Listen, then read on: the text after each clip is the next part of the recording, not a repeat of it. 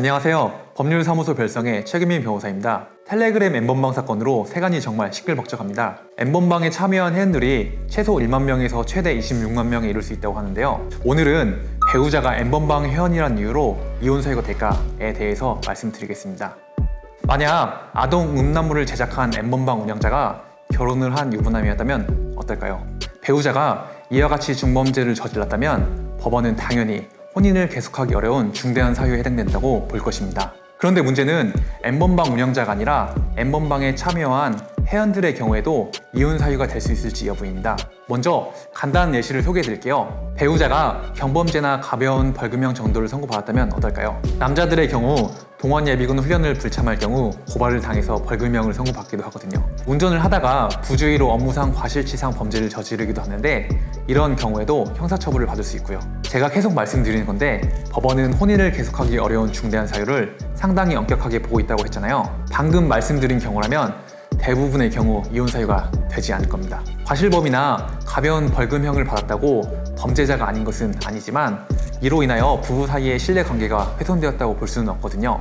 그런데 배우자가 중범죄, 즉 무거운 범죄를 저질러서 징역형 이상의 선고를 받았다면 어떨까요? 중범죄라도 참작할 만한 사정이 있다면 경우에 따라서는 이혼 사유가 되지 않을 수도 있지만 대부분의 경우 중범죄로 인한 전가가 발생한다면 열의 9은 당연히 이혼 사유가 될 것입니다. 한때 인터넷상에서 떠돌았던 이혼 괴담이 하나 있어요. 6개월간 열애 끝에 결혼을 한 커플이 있었는데 신혼 첫날 밤에 샤워를 하고 온 남편이 발에 전자팔찌를 차고 있었어요. 그래서 아내가 눈물을 펑펑 흘리면서 도망을 갔다고 합니다. 그리고 남편은 전자팔찌를 차고 있다는 사실이 이혼 사유가 되지 않기 때문에 당연히 남편은 이혼에 응하지 않았다고 합니다. 그런데 방금 말씀드린 사연은 어디까지나 인터넷에서 떠도는 소문이고 괴담에 불과합니다. 남편은 과거에도 성범죄와 같은 심각한 범죄를 저질렀는데 이를 속이고 결혼을 한 것이기 때문에 이런 경우라면 당연히 부부간의 신뢰관계가 충분히 훼손되었다고 볼 수 있기 때문에 이혼 사유가 될 수 있습니다. 그리고 1974년 사건인데 남편이 유부녀 강간,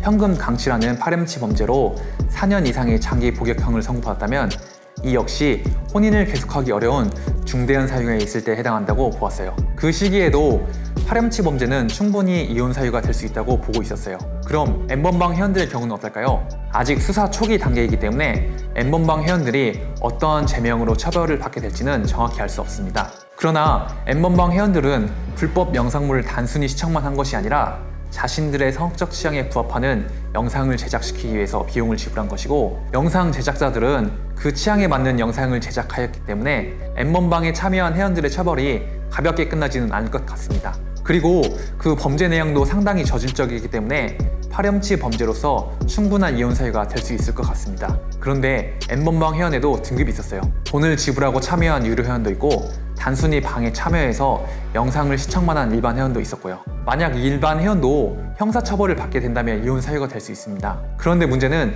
단순히 관람만으로는 처벌이 어렵기 때문에 일반 회원 중에는 형사처벌을 받지 않는 사람도 분명 존재할 겁니다. 만약 형사처벌을 받지 않게 되더라도 N번방을 참여한 사실만으로 부부간의 애정과 신뢰를 훼손시키는 중대한 사유가 될 수 있다고 주장을 할 수는 있겠으나 법원이 이혼 사유를 엄격하게 판단하고 있기 때문에 변호사와 같은 전문가의 조언이 필요할 것 같습니다. 이상 N번방 회원이란 이유로 이혼이 가능할까에 대해서 말씀드렸습니다. N번방 사건 정말 참혹하고 간악한 사건인데요. 다시는 이런 사건이 발생하지 않도록 철저한 예방과 강력한 법적 조치가 이루어지는 게 좋을 것 같습니다. 지금까지 최규민 변호사였습니다. 감사합니다.